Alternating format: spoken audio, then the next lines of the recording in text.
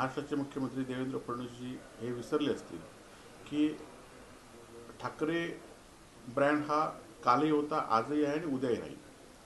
बाळासाहेबांच्या निधनानंतर उद्धवजींनी ज्या पद्धतीने काम केलं आणि त्याच पद्धतीने महाराष्ट्राच्या 2009च्या लोकसभेमध्ये जे यश मिळालं त्यामध्ये शिवसेनेचा आणि उद्धवजींचा वाटा किती होता हे उद्धवजींना पूर्णपणे ज्ञात आहे.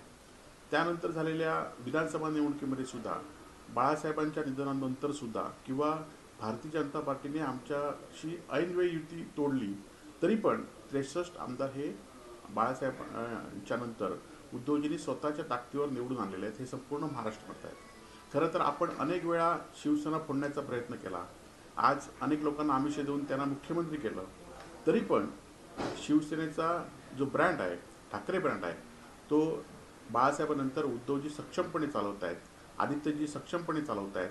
आणि त्याचं प्रत्युत्तर जर कालच्या विधानसभेच्या निवडणुकीमध्ये जो काय हेराफेरी झाली आहे, जे काय घोषणांचा पाऊस झाला आहे आणि आता जो कर्जबाजारी झाला आहे आणि त्यामुळे निश्चितपणे फडणवीस कायम नसेल तर त्यांच्या मनाला माहिती आहे की जोपर्यंत ठाकरे ब्रँड आहे, जोपर्यंत उद्धवजी आहेत, आदित्यजी शिवसेनेचं नेतृत्व करतायत, तोपर्यंत ठाकरे ब्रँड हा ठाकरे ब्रँडच राहणार आहे.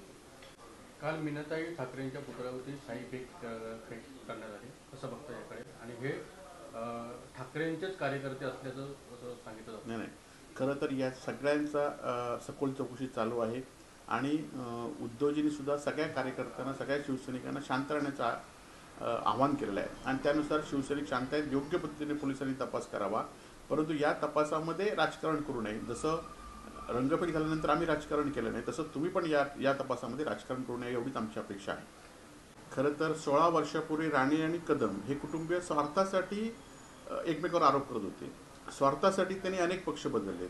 त्यांच्या मुलांच्या भवितव्यासाठी, जसं नारायण राणेंनी आपल्या मुलांच्या भवितव्यासाठी शिवसेना, स्वाभिमान पक्ष, भारतीय जनता पार्टी, शिवसेना, शिंदे गट आणि त्याचप्रमाणे रामदासभाईंनी सुद्धा आपल्या मुलाच्या स्वार्थासाठी तिथल्या आमचे स्टँडिंग आमदारांच्या विरोधात बंडखोरी केली.